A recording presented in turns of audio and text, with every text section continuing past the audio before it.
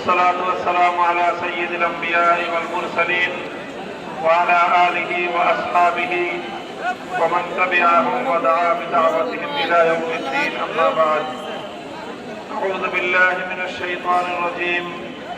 بسم الله الرحمن الرحيم.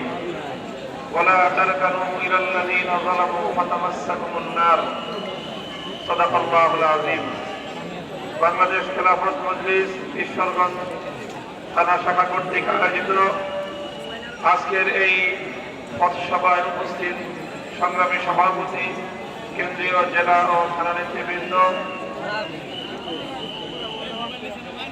আজ আসলে আমাদের এখানে নির্ধারিত কর্মসূচি ছিল না, সংক্ষিপ্ত পথসভা হওয়ার কথা, কিন্তু আপনারা বিপুল পরিমাণ ধর্মপ্রাণ মুসলমান আমাদের আজকের এই সমাবেশে উপস্থিত হয়েছেন। এতে প্রমাণ হয় ঈশ্বরগঞ্জের মাটি এবং মানুষ ইসলামকে কতটা বেশি ভালোবাসে। আপনারা আমাকে ভালোবেসেছেন, আপনাদের এই অকুণ্ঠ ভালোবাসার আমি শ্রদ্ধা জানাই এবং আপনাদের প্রতি আমি আমার আন্তরিকতাপূর্ণ ভালোবাসাপূর্ণ প্রতিদান দেওয়ার সামর্থ্য নাই, কিন্তু আমি আপনাদেরকে শুকরিয়া জ্ঞাপন করছি।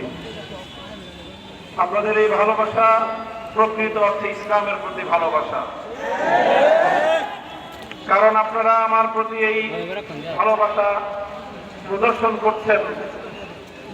কারণ হলো আমি ইসলামের কথা বলতে গিয়ে বিগত স্বৈরাচারী শাসকের জালিম শাহী শেখ হাসিনা রোশানলে পড়েছিলাম।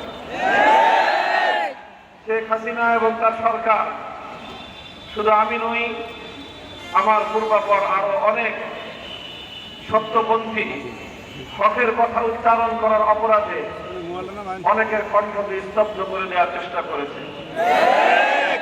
বাংলাদেশের কিংবদন্তি মুফাসসিরে কোরআন আল্লামা দেলোয়ার হোসেন সাঈদী রাহিমাহুল্লাহকে শুধু কণ্ঠ স্তব্ধ করে দেয়নি, বরং এদেশের মানুষের বিশ্বাস হলো পরিকল্পিতভাবে ষড়যন্ত্র করে তাকে হত্যা করা হয়েছে।